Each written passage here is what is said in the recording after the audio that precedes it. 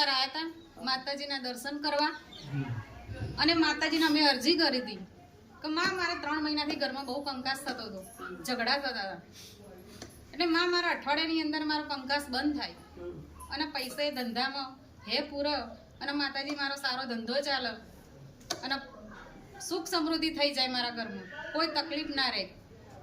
તો માં અમે આવતા શનિવારે દર્શન કરવા આવીશું અને માએ મારી અરજી સ્વીકારી અને મારી અરજી પાર પાડી છે.